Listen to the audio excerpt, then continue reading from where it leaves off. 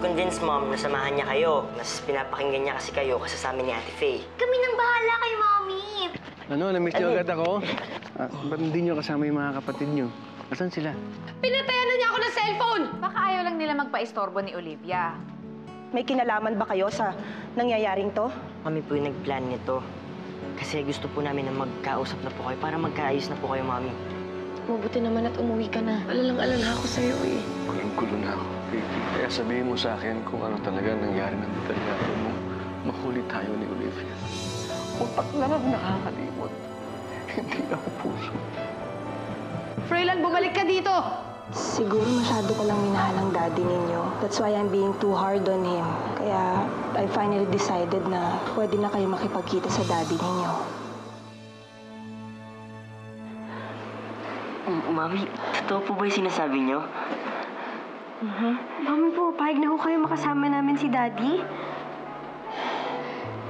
Naging selfish ako sa inyo. Hindi ko akalain na sobrang lungkot ang idudulot nito sa inyo. Nakalimutan ko tuloy na mahal niyo pa rin ang daddy ninyo. Mami, thank you po. Masaya-saya nga po dapat eh. Mami, don't worry about Daddy. Mabait naman siya sa amin eh. Mami, Daddy takes care of us. Mami, alam niyo po, hindi na po namin hinahangad na makasama si Daddy kasi ayaw niyo na po sa kanya. Pero, Mami, masaya-masaya na po kami ng ganito na kahit paminsan-minsan, makikita at makakasama po namin siya.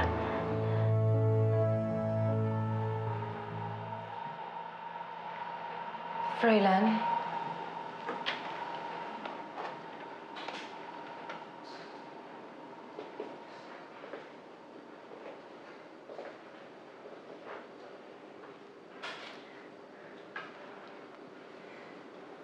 Mag-usap naman tayo. Huwag mo naman sana akong baliwalain. Kung gusto mong alagaan yung mga anak mo, sige, payag na ako. Huwag ka lang sana magalit sa akin ng ganyan. Please. Pero ito ang ipangako mo sa akin. Ipangako mo na yung mga bata lang ang aasikasuhin mo. At hindi si Olivia. Dahil ayoko mawala ka sa akin, Froilan. Dapat ako lang ang mahal mo. Ako lang. Gusto ko munang mag-isa, Vicky.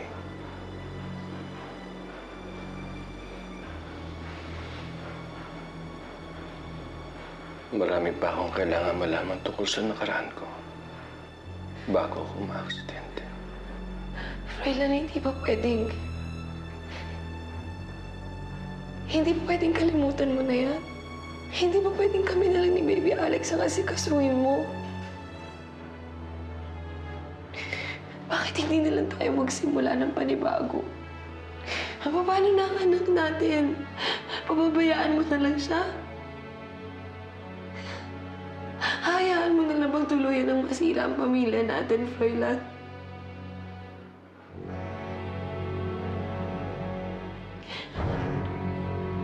Mommy.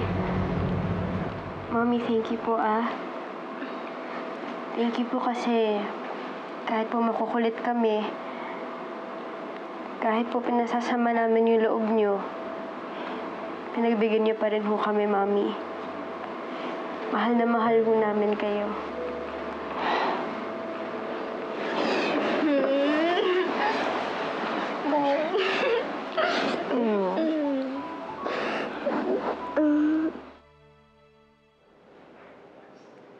Preliminary hearing na pala sa fiscal nung kasong sinampa sa inyo ni Olivia?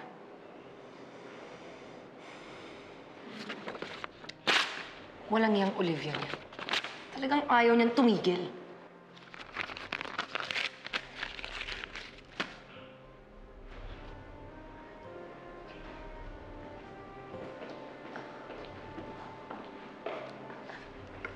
Froilan! Aalis ka ba? Saan ka pupunta? Papasyal ko lang mga bata. Froilan...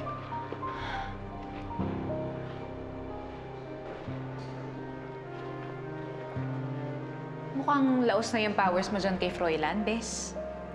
Iniiwan-iwan ka na lang eh. Baka mamaya mag-al sa balutan na lang yan.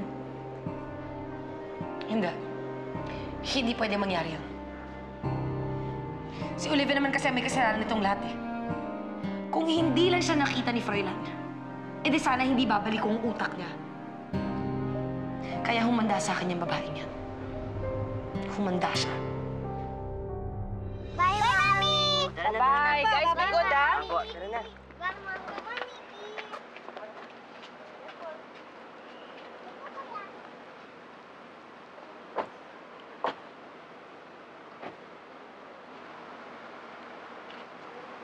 Thank you, Olivia. At pinayagan mo akong mapasyal yung mga bata paminsan-minsan. Froilan, gusto ko lang liwanagin sa'yo. Ginagawa ko to para sa mga bata. Pero tuloy pa rin ang kaso ko laban sa'yo at kay Vicky. Hindi naman kita pipigilan gawin yan eh. Kung yun lang ang paraan para mapagbayaran ko lahat ng kasalanan ko sa'yo. Sa totoo lang, wala nang mas importante sa akin ngayon kundi ang mabawi yung oras na wala ako sa tabi ng mga anak ko. At nagpapasalamat ako sa'yo at binigyan mo ako ng chance na makasama sila.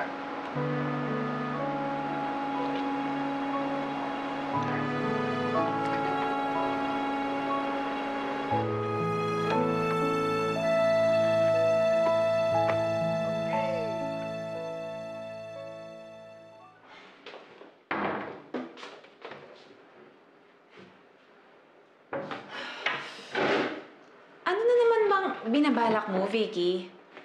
Akala ko pa pumayag ka na makasama ni Froilan yung mga bata. Siyempre, drama ko lang yun. Para hindi na magalit sa akin si Froilan.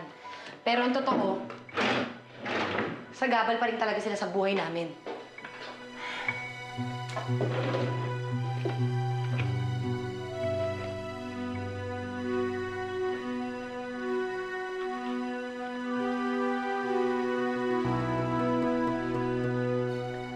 Olivia Santos. Sigurado ako dito nakatira yung bruhang yun.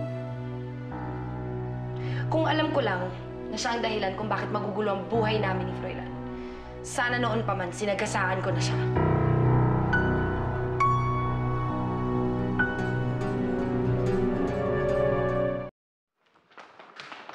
Tika, Bes, huwag ka naman padalos-dalos. Alam mo naman na palaban din yung Olivia na yun eh. Pwes, magkakasukatan kami ng tapang. Matira matibay! Sasama ako! Dito ka lang. Bes, sasama nga. Dito ka lang sabi!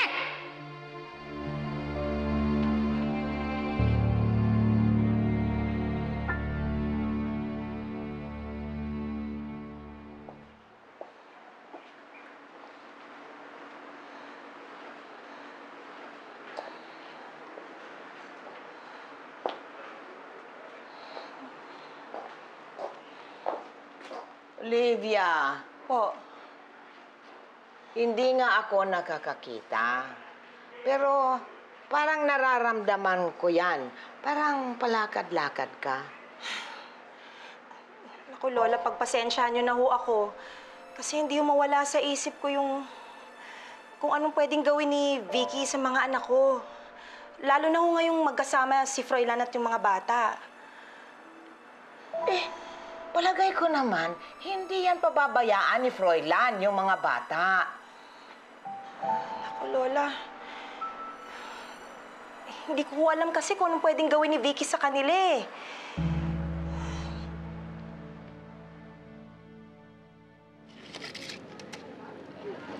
O, second round na naman. Oo nga, kuya. Pang ilang round mo na yan. Siyempre, pangalawa lang, kuya. Kwentuhan niyo nga ako tungkol sa mami niyo. Magaling po siyang mag-bake, Daddy. Talaga? Daddy, gustong-gusto niya nga po yung binibake ni Mami. Favorite niyo po lahat yun. Daddy, naalala niyo pa po ba kung saan po kayo nagkakilala? Siyempre, hindi. Daddy, nagkakilala po kayo sa bahay ampunan. Kasi si Mami po matulungan po siya sa mga ulila. In fact, nagpupunta po tayo doon palagi. Di ba nga, yun yung kauna-unahang nagustuhan sa akin. Yung pagtulong ko sa mga bata dito sa ampunan. Lahi ko kasi itong ginagawa eh. Kaya mo ako nagustuhan at kaya tayo nagkita dito sa ampunan. Doon pa lang nagsinungaling na si Vicky. Kain. Hindi ka kakain, kuya? Ako, Lola, hindi na ho ako mapakali. Pupuntahan ko na ho yung mga bata. Hintayin mo na lang ang mga bata dito. Ako, Lola, hindi na ho pwede. Yaya! Yaya! Ako, Yaya, halika. Samahan mo dito si Lola, ha? Ay, mabuti pa kaya ipasok mo na siya. Paalis ako. Okay, Lola? Oh, Sige po. ingat ka. Ingat, ha?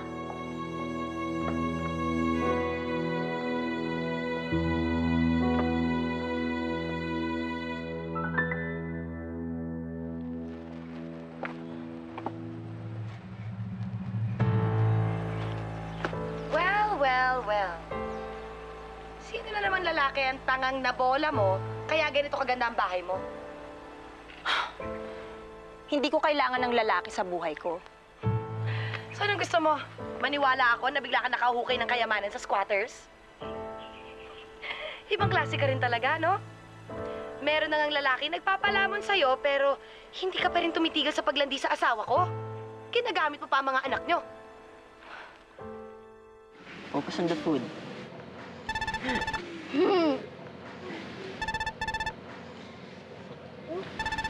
Excuse ha. Sigutin ko lang. Sige po. Hello, Cecil. Hello, Froilan? Nandiyan ka ba sa bahay nila Olivia? Nandiyan na ba si Vicky? Nag-aalala kasi ako sa kanya eh. Bakit si Vicky? Oo, Froilan, mukhang susugod siya kay Olivia eh. Halika na, mga bata. Balis tayo. Kailangan tayo umalis. Dali. Dali. Halika na, punta na tayo doon. Punta na tayo. So, halika na, mamaya na. Babalikan na lang natin yan. Dali, dali. Tara daw, tara.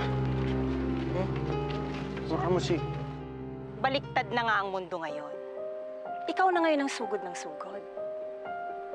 Palibhasa, para ka kasing linta. Dinudugo na nga si Froilan, ayaw mo pa rin tantanan. Eh, anong itatawag ko sa'yo? Ahas? Sawa? Kung makalingkis ka nga eh, talo mo pa yung legal na asawa. Ang hirap ano? Lalo na kapag ang inaagaw mo, eh alam mong may legal nang kasama. Kaya tuloy, nai-insecure ka, napaparanoid. Kaya tuloy, sugod ka ng sugod. Hoy, wag mo akong itulad sa yung iniwanan lang ng asawa. Eh, sino ngayon ang iniiwan-iwanan? Well, siguro naman hindi ka naman susugod dito kung malaki ang tiwala mo sa lalaking nililingkisan mo.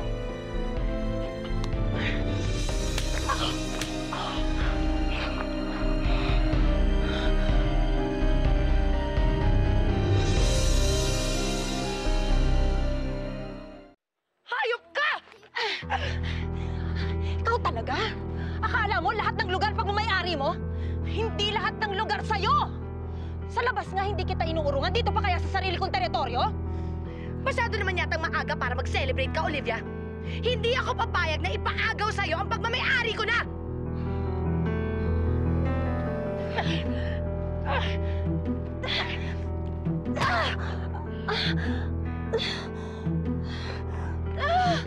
Bitawan mo ako! Kung ayaw mong lumayo kay Froilan, pues ako mismo ang kakaladkad sa'yo palayo sa kanya! Hayop ka! Ano bang binulong sa'yo na kamag-anak mo, demonyo? Aray ko! Bakit ko naman sasabihin sa'yo? Amin na lang yon. Secret na namin yon. Kaya ikaw, kung ayaw mong mamatay ng biglaan, wag ka na makakalapit pa kay Froilan! Nahawa na ng kamandag mo si Froilan, kaya hindi ko na siya babalikan. Kung gusto mo ng away, doon tayo sa korte magkita.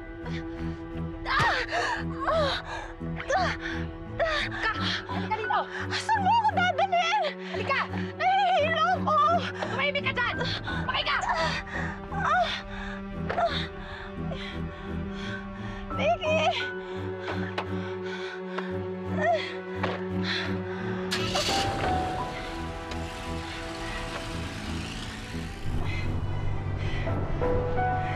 Vicky! Vicky, itigil mo na tong kotse! Ano ba? Sabi ko na, itigil mo na to eh! Tumahimik ka dyan!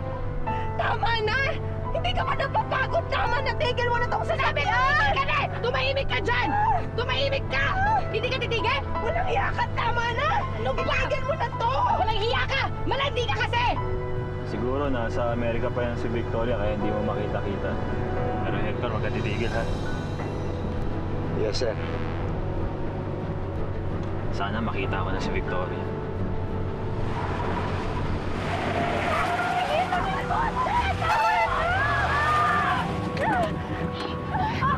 Ano ba? Bitawan mo ako! Sino ba yun? Sir, parang mga lasing lang eh.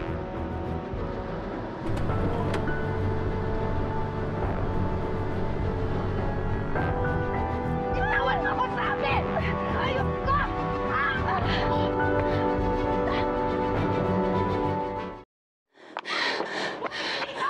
Hindi pa ako tapos sa'yo! Bitawan mo ako! Hayop ka! Hanggat hindi mo pinapatahimik ang buhay namin ni Froilan, hindi rin kita matatahimikan! At hindi kita susukuan! Hayop! Talaga? Talaga kami titigilan, ha?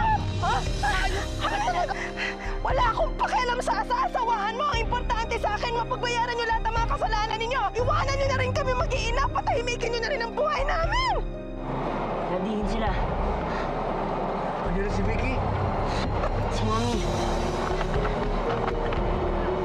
Ang importante, sagutin mo lahat ng mga kasalanan ninyo. Ha? Vicky! Iwanan mo na rin kami mag-iina. Raylan, iwanan ako, honey. Alam mo ba, nakikipag-usap lang ako sa kanya pero sa tong nanakit, sinaktan niya ako. Tumigil ka na, Vicky. Sinungaling ka? Hindi ko alam kung bakit naniniwala ka pa sa babaeng yan. Ilayo mo na yan sa akin kundi tatawag ako ng pulis. Saktan ka ba, Olivia? Yang kabit mo ang iuwi mo. Mami. Tama na po. Kalma na. Hindi ka na. Ano Uwi ba? na tayo. Saan mo ako dadalhin? Nasasaktan Sumakay ako. ka na sa sasakyan. Bakit siya hindi? Bakit hindi siya isitahin mo? Ha? Bakit hindi yung babae yun? Siya naman na may kasalanan eh. Ano ba? Sakay na! Mag-usap tayo sa bahay. Mami, may masakit po ba sa inyo? Ano po, Mami? Meron po ba kayo sugat dyan, Mami? Huwag niyo akong intindihin. Ang mahalaga, umalis na yung babaeng yan at hindi kayo naabutan. Hindi kayo sinaktan. Froilan, maniwala ka naman sa akin. Makinig ka sa akin, maniwala ka sa akin. Maniwala ka sa akin. Sobra-sobra itong ginagawa mo, Vicky! Sana maniwala ka sa akin, Froilan, dahil wala naman talaga ako masamang intensyon na nagpunta ako dun kina Olivia. Di ba pumayag na naman ako na alagaan mo yung mga anak mo? Kaya pumunta ako dun dahil gusto ko makipag-ayos kay Olivia. Kung gusto mong makipag-ayos sa kanya, di sabihin mo sa korte! Yung mga bata ang naapektuhan! Patahimikan mo na ang mga anak ko at saka si Olivia! Bakit ka ganyan? Bakit parang sila na lang palagi ang kinakampihan mo? Dahil sila ang nasa tama, Vicky, huwag mo ubusin ang pasensya ko! Ni hindi ka pa nga nakakalimutan lahat ng mga sinuhulingan mo sa akin! Alam mo, pati mga ginagawa nun ni Olivia, nagawa mong gayahin! Hindi ko alam kung ano sinasabi mo. Ano bang ibig mong sabihin? Huwag ka nang magmaang-maangan pa! Di ba yung pagiging matulungin ni Olivia? Sa ampunan, hindi ba? Ugali ni Olivia yon? Hindi ba? Alam mo, habang tumatagal, ang dami-dami ko natidiskubre tungkol sa'yo. Siguro nga minahal kita. Dahil wala kang pinakita sa akin nung kundi mga gandang bagay. Pero hindi talaga ikaw yun. Dahil ang totoo, masama kang tao. Grabe ka naman. Napakasakit mo magsalita. Oh, Vicky! Di ba? Hindi ko nga alam kung ano pa mga kasinungalingan mo na... Baka ang dami pa tinatago sa akin.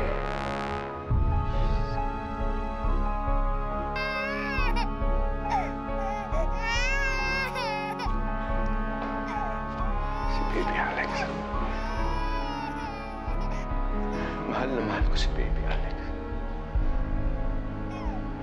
Pero alam mo ba kung anong naiisip ko?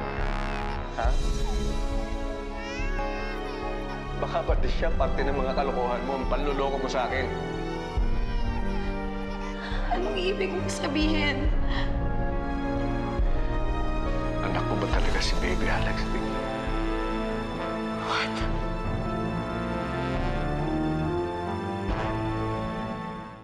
Oh my God! Oh my God! I can't believe na pati anak natin dinadamay mo dito! Anak natin si Alex! Anak mo si Vicky! Hindi ko na alam! Hindi ko na alam! Gulong-gulo na ako, Vicky!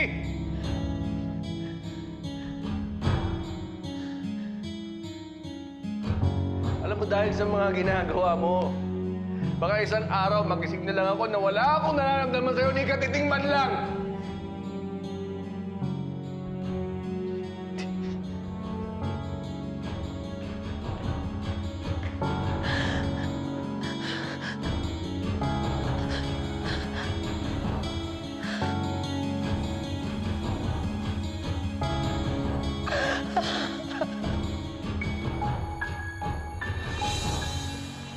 Mommy, nag-aalala rin ho si Daddy sa inyo kanina. Kaya ho nagmamadali ho kaming umuwi. Kaya nga po, Mami, sana wag na po kayo magalit kay Daddy sa ginawa ni Ate Vicky. Kasi wala po talaga siyang kinalaman dun. Pabayaan nyo na yan. Huwag na lang nating pag-usapan. Sige, naiwanan nyo na lang kami dito ng Kuya Rigor ninyo.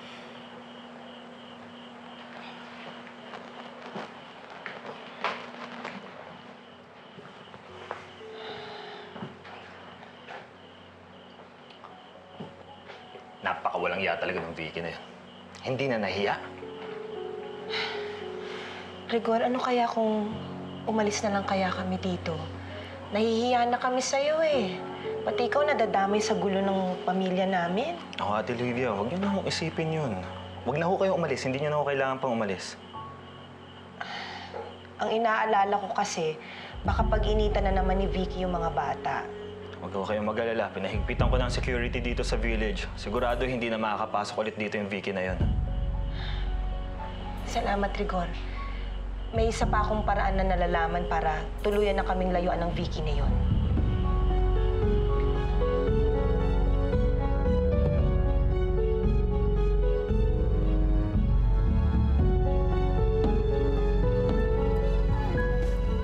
Kuya Rigor, nasa korte si Mommy. Kuya, anong ginagawa nila dun? May hearing sila ng daddy niyo. Magkakabati pa kaya sila? Magiging masaya na kami ulit pag nabuo yung family namin. TRO, ito po talaga ang nangyari. Tapos na ang awarding ceremonies. Hindi binili ni Fiskal ang pagdadrama mo na Santa ka.